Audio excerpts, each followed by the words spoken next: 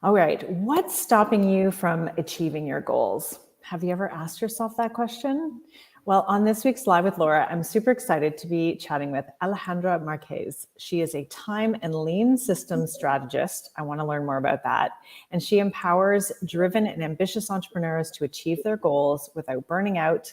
She designs time management systems that suits their needs so they can have work-life balance and create more time for things that matter most. I think that's what we're all looking for.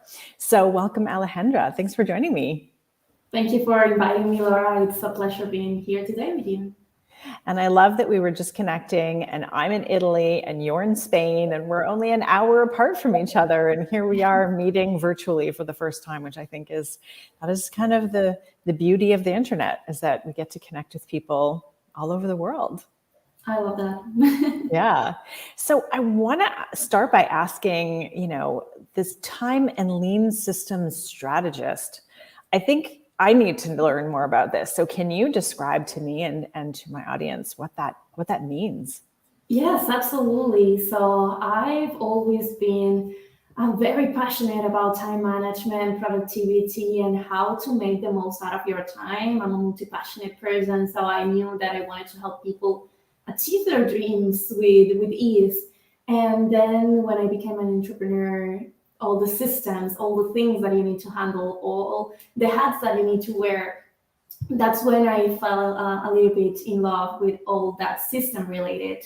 But then you obviously start realizing that there are systems that serves you and systems that are only making everything harder and harder. So that's why I decided that I wanted to focus more on that lean aspect of the systems and saying, okay, if you're about to climb a mountain, let's make this backpack be light for you and be something that you can absolutely pick what are those tools that really will support that growth in a holistic way, but that will still remain light, that will not be a burden for you. So that's what I normally do. I really just, as you say, I empower other entrepreneurs and busy corporate employees to really create the time for the things that matter the most to them by designing these systems that will support you and that will suit your needs. Because that's the other thing. When you start implementing something that you hate, you won't use it. So that's what I always say. If you're not into the 5 a.m. club, you're going to hate it and you're going to be blaming yourself for not waking up that time and feeling grumpy. So same happened with the systems. I just want to create something that you will enjoy using and that you will say, okay, this really made my life easier. Yeah, and I love that analogy of climbing the mountain and having the right backpack, because I literally just climbed a mountain a few weeks ago, and having the right backpack so that it's got the right things in it, the weight is properly distributed, it's not adding to the stress. I mean, we did have some donkeys that carried up some of our bags, but I still had to carry a bag with some of my things. And, I really wanted it to be as light and as lean as possible. So I think that analogy really helps people to understand what you do. So let's go back to this time management. I think that's sort of I think everyone's desiring that. We talk about time management. We try to be more productive. And I entitled this "Quit Procrastinating" because I think we all do it, right? We get sucked into the vortex of, tech or, social media, scrolling something. So how can we work towards improving our time management? And when is it okay to just be like, it's okay to not have to manage every single second of your life? I love that you're mentioning that, because for me, I feel like I have a pretty unique time management vision, because I'm not like put everything every single second, book yourself the full day and just never breaks, and breaks are unproductive. Like I'm 100% the opposite. Like I do want you to have your life, have breaks, have time, free time, that you can start moving things around and that you can be flexible, that you're not actually a slave of your schedule, but you're running it. So when it comes to time management, the other thing that I always like seeing it as is you don't want to micromanage in it. Because as you say, we have thousands and thousands of things to do. And normally for procrastination, the thing is everything we want is on the bottom of an endless to-do list. and you just keep postponing and keep postponing because there are so many things. But for me, it goes beyond that micromanaging. It goes beyond learning a couple of tools to say, hey, I increased my productivity, but now I'm burning out. For me, it's really feeling in control of your time, owning it. Like for me, it's really that the word. It's owning your time and being sure that you can do with it whatever you want. It's making it your ally, as I like to say. And some people see it as an enemy. Time is flying by. I'm always rushing. I'm super busy. I like to call time my number one ally. Like I need that to be in my favor in order for me to achieve everything. So what happens when you are procrastinating a lot of things is because sometimes you feel like you're doing too much, too many things. So I never know where to start. It's a big project. You have no idea how to break it down into easy steps to start working on it. Or also, well, you don't like the thing that you're doing. It's like, oh, this is scary. It's out of my comfort zone. It's something I don't really like or I don't enjoy doing. But also, when it comes to procrastination, sometimes, as you say, it is because of excess of tools, because of excess of information. Like sometimes we find ourselves scrolling in Pinterest, in TikTok, on all the social medias, because we want more information. We want to see what other people is doing. We want to see how can we improve our own businesses and our own lives. But there is a point where procrastination hits, and it's you start freezing because how many information you're acquiring but not implementing it. So this is a very important aspect that I feel like everybody should have into consideration. Like, yes, learn. It's amazing. I'm a forever student. I will never stop learning, but you need to have equal or even more time for implementation than for learning. Yeah, that's true. And I love what you said about making time your ally. I think a lot of times we think of time as our enemy. And it wasn't until you put it in that way that I thought, yeah, it's like, oh, I'm rushing. I don't have enough time. I have to do this thing. I have this deadline. And we're always kind of pushing against a clock. But what if we made time our friend? I was like, I have lots of time to do the things. And it's just that shift in language that, is really important. So when people are procrastinating, when they're overscheduled, they're doing too many things, right? That leads to burnout. We talked, you mentioned burnout earlier. How can this shift? How can managing your time better? How can creating that lean time system work? You have your own time protocol. So how does that help people with burnout? Yes, so burnout, I feel like it's a huge thing because that's what you were saying. There are too many things. You want to do everything. You're always rushing, delivering on everything by last minute. And I feel like we always live by a deadline. When it comes to preventing this burnout, the number one thing that I always recommend is sit down and start planning. Start planning things out, what you want to achieve, when you want to achieve it. Because if you just are going to go by the days passes fast and quite fast.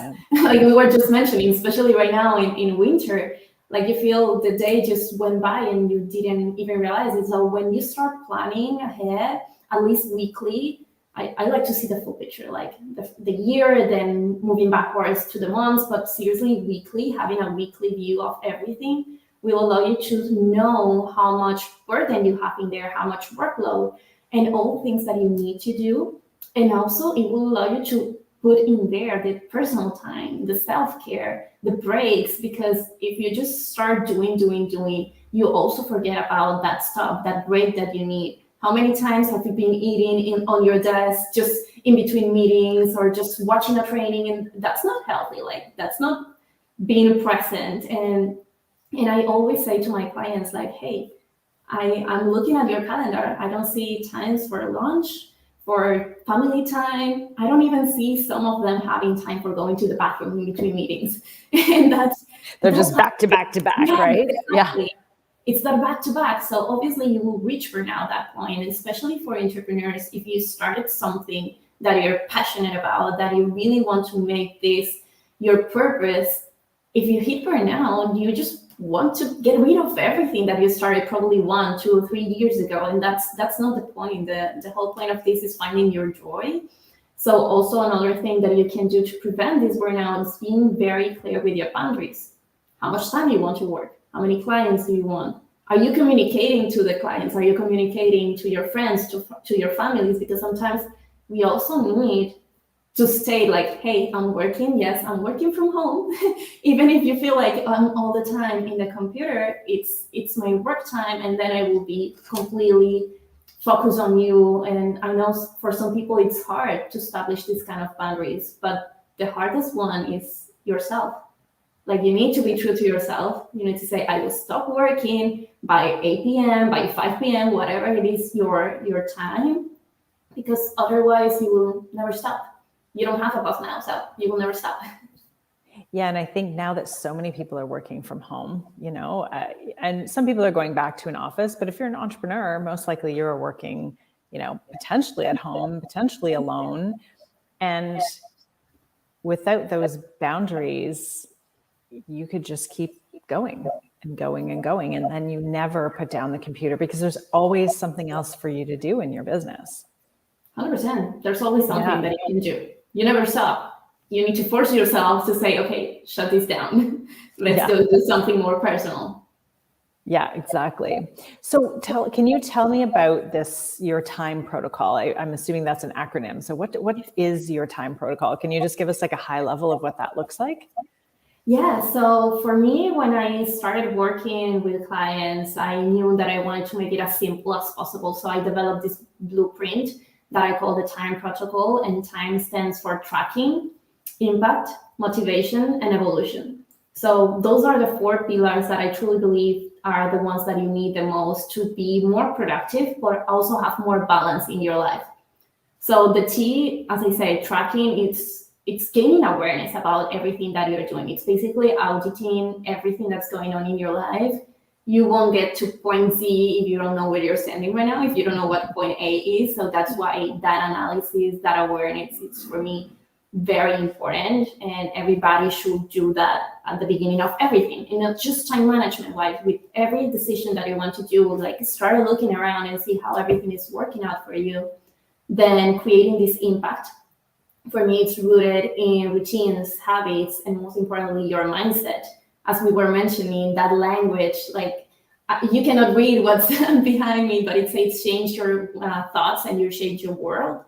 And that's exactly how it is. Like, we need to start with this to create an impact and long-lasting changes, because that's the other thing. I don't want quick fixes. I can give you hundreds of tools, but if you're only going to get something that you will apply today and forget tomorrow, that's useless for me. It's meaningless. So creating that impact for me is that long-lasting change.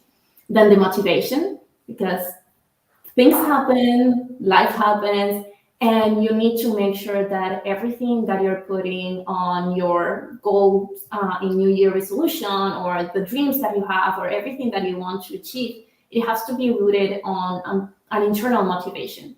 Like, you cannot base yourself on rewards and punishment like we were taught to. Like, since little, we were taught like, oh, you're getting punished if you don't do this, or here's your reward if you do that.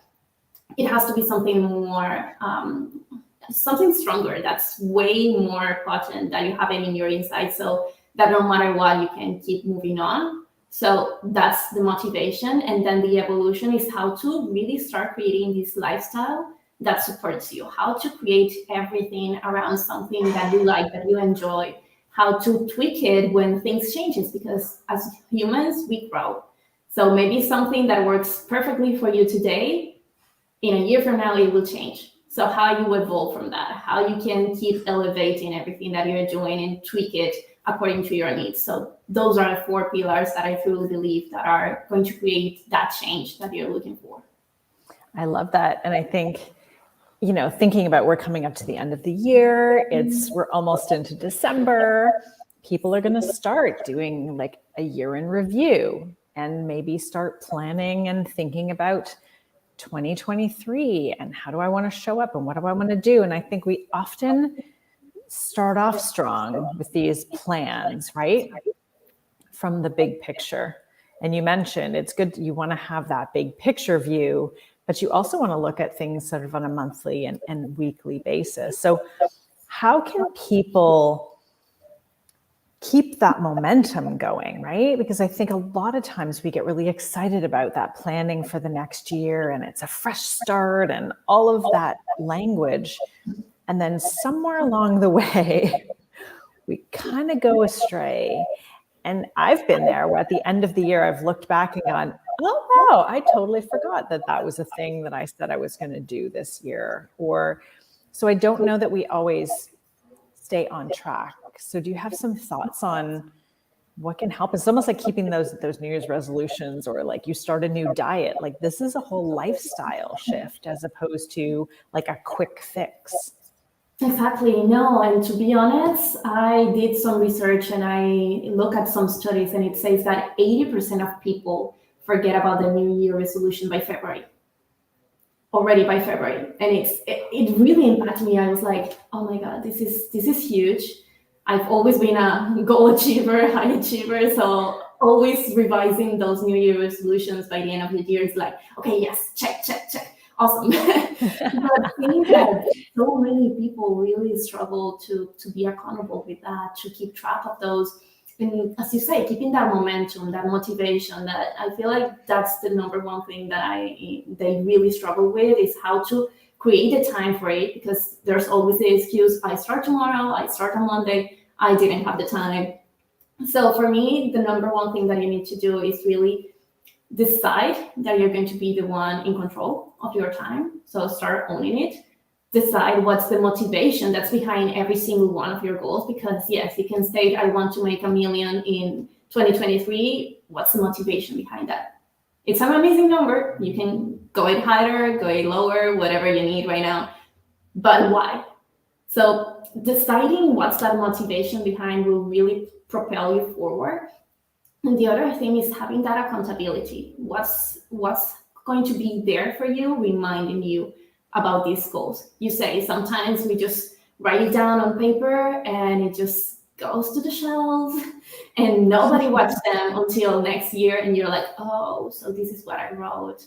So I like to make it pretty visual. I love vision boards. I love having in here, you don't see, but I have a lot of whiteboards and everything is in there. I already have my 23 year completely planned. I have the calendar filled out. And every single month, there's a goal that I know that I need to work backwards to get it. So it's always making it very, very intentional, what you truly want, why you want it, and make it tangible. Don't just write it down on paper, because that's truly meaningless. I like putting pictures on it or saying, why do I want this? What's the feeling that you want to have? So for me, my family is one of my biggest motivations. So I always have pictures of them everywhere. And I say, oh, if I do this, I really want to go visit this town. I'm actually planning a trip to Italy. So maybe that's one of the things you can start doing. What do you want to create in your life? How you're going to create the space for it. And also what's not in the calendar, it's not going to happen. That's something that I truly see in most of the people that I work with or people that I talk to. If not, it's not in the calendar, it's very unlikely, or it won't happen, because you're not dedicating the time for it, or you're not establishing this deadline and moving backwards to achieve it. Yeah, I think it's so true. And I think one thing that I did differently this past year is I actually did create a visual vision board, which is funny. I'd never done that before. And for a visual person and a creative person, I can't believe I've never created a vision board before, but I turned it into my computer background. Exactly. So every time I open up my computer, I see it. Even if I don't look at it for a long time or study it, it's like, oh, it's there. It's the pictures of what's important to me, how I want to live my life, what I want to focus on. So I found that to be a really important shift in, and I think you mentioned accountability. I think that's a huge thing, whether it's finding an accountability partner or a group where you meet, from time to time to support each other. I've been in groups like that, and it helps you to remember more frequently what those goals are. And not only that, I feel like with accountability, you say accountability partners, support groups, coaches, mentors, all of this will really allow you to see your goal different. Like the mindset shift that I've got from all the groups that I've been, from all the mentors that I work with, it's incredible. Like what I never considered possible, it's now like, oh, it's done. What's next? So it's a really nice way to elevate yourself. And the other thing is to start looking at yourself differently, because you spend 100% of your time with yourself. So sometimes you give a lot of things from granted that some other people is like, no, but you just did this. You didn't realize everything that you just achieved because you're just going by the day, going after the next thing. So having that other person in there supporting you, motivating you, asking you for that, and hey, do you have any challenge? Okay, let's see how we can face it. Or hey, you achieved this, let's celebrate. That's very important. Celebration is huge if you want to keep achieving things. Yeah, it's funny. Years ago, I remember being a part of a group, and I was focused on something that maybe wasn't happening. And then they were like, well, but wait a minute, haven't you done like all of these other things in the last year? And they helped me to remember that I need to stop and acknowledge and celebrate, like you just said. It's like, oh, I wrote a book. Okay, but then, then you're like, oh, but now it's not selling enough copies, or now I need to do this with it. And oh, what's the next book? Because everyone's saying, when's the next book coming out? And you feel this pressure, and it's like, wait a minute.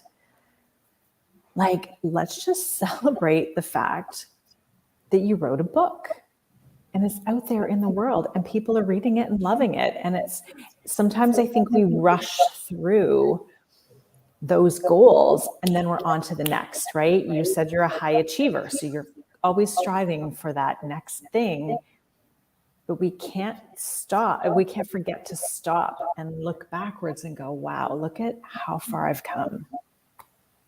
It's an amazing feeling. And I know, as you're saying, a lot of people don't stop to realize that and to embrace that and enjoying it. So anyone listening, please stop, look back and enjoy it. This is a perfect time. We are heading into December, so take a look back and just really be good to yourself and everything you've done this year. This has been a couple of rough years, so really be good to yourself. Yeah, be good to yourself. I like that. Hey, and if you're watching, I know we've got a few people watching. If you want to pop into the chat, into the comments, let us know. What are you celebrating that you've accomplished in the last year so we can celebrate along with you? So I just wanted to pop back to this thing about setting goals. And I think one of the challenges that I've seen as a lot of entrepreneurs, and I've been guilty of this in the past, is that you focus only on business goals and not on personal goals. And I think we can't forget, as you said, it's important to have that personal time. Like, why else are we doing this if we don't get to also enjoy it? So do you find there's a different way to approach personal goals versus business goals?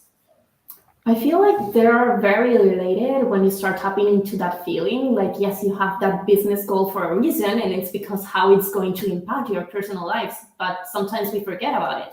So when you start establishing personal goals, start thinking really what's that long-term vision that you really want to achieve for yourself. So if it is a health resolution and saying, hey, I really want to start eating healthier, exercising, because I want to feel this way, I want to achieve this, then start breaking it down and saying what's the time that you're going to actually dedicate to those things.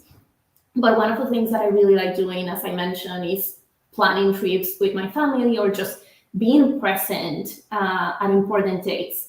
So when I look the full year for the calendar planning, and I say, okay, first, I start blocking everything that's personal. Every single birthday, my brothers, my father, my grandparents, like everything is blocked 1 year in advance because I want to celebrate it with them. Holidays, Thanksgiving, any special occasion is already blocked. So I force myself not to put anything else in there.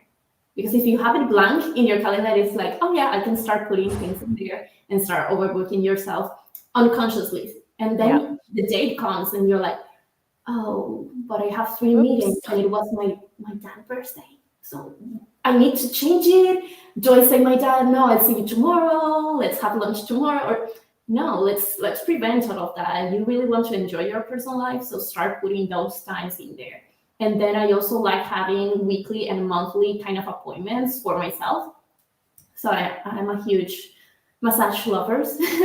Like I really love massage. It's my self-care go-to practice. So I really make sure that at least 3 times per month I have it scheduled in it, because it's something that it's for me. It's that celebration. It's that moment for me to relax. So what's that thing that you enjoy? Maybe it's going as Laura to climbing some mountains or discovering new countries. What's the thing that you can start doing? And it doesn't need to be something huge. You can start very small, like, oh, you like taking hot baths, or something that you enjoy reading to a book, a personal book, not a business book. And then say, Yeah. make it more enticing for you. What you are going to be listening to, relaxing music, maybe having some essential oils, whatever it is that really feels good to you, create the time for it and block the day for it, or block the 3 hours for it. Again, what's not in the calendar, it's not going to happen. So both the personal and the business goals should be reflected every single month in your calendar. I love that approach of looking a year ahead and blocking those special dates. I think that's something I've definitely been guilty of. It's like, oh yeah, like I just went into my calendar to make sure that nobody books an appointment with me on my birthday this year, which is like 3 weeks away. I was like, oh yeah, my birthday is not blocked off. Block it. It's now officially blocked off as far as I know. So, but even thinking about those other dates, holidays, where do I want to be? How do I want to spend my time? And, as you know, I'm living here in Italy right now, and I have adjusted my life. Like I'm working later in the day, but then I've had to figure out when I'm like not effective and when do I work better? But also we're traveling more. We're having experiences with our kids. So I needed to adjust how I was working to allow myself to have the time to do more of those things. And we're still figuring it out. It's not a perfect equation, but it's an interesting. But you can do it for next year. You can start thinking about it for next year. Yeah, we've got 7 more months we're here, so I've still got lots of time to work on perfecting that. Thank you so much, Alejandra. I love this conversation. Are there any last sort of thoughts or things you want to leave people with in terms of procrastination or time management or burnout? Would love just any last thoughts you have. I would say just really start looking at what you truly want. It's creating the time for those things that truly matter the most to you. Stop thinking about what other people's success definition looks like. Really start thinking. I feel like, again, for 2023, what's that thing that you really want to achieve for yourself? What will make you happy? What's that thing that makes sense in your business? And just get back into that awareness and do that audit in your life right now, in your business, and look back and really acknowledge everything you've worked for and everything you've done. Because I can assure you, once you acknowledge all of that and you recognize all those achievements, it's going to be easier for you to keep moving forward. Because otherwise you will feel stuck looking for the next thing. So go back, see all those things, and start enjoying more. I would love it. I've definitely noticed a shift for me now that every morning I start very intentionally with how I want that day, like to look and to be and how I want to show up in it. It's really shifted for me because I do this as a daily practice. And now it feels strange to not do that, to not set the intention for, like you said earlier, the days can just go by if you're not planning.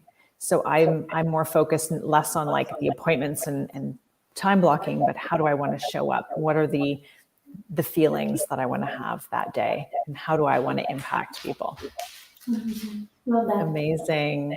Thank you so much for being here. And do you have any, how can people reach you? How can they connect with you? What's the best way for people to find out more about working with you or connecting with you on social media? Yes, well, first of all, thank you for inviting me. I really enjoy your conversation. I hope everyone got a lot from it and that you're ready to kick off 2023 and the rest of your life. Because as I said, this is for life. It's a lifetime that you're creating. people can connect with me either on LinkedIn, on Instagram. I'm more active on those two platforms. You have my website. So I will be dropping everything on the comments. And right now, if you also are into Given Tuesday, I'm running a special offer to my book. I have my book on special promotion where I'll be donating 100% of proceeds this week to National Angels. It's a foster nonprofit. So if you want to learn how to go from burnout to unstoppable and really become this version of you that's more productive and balanced, go check the book. I will leave all the comments in there. Amazing. I can't wait to get a copy of that book. Alejandra, thank you so much for sharing all of that and bringing your wisdom and joy for what you do with me today. Thank you. Thanks for joining me, everybody. Bye.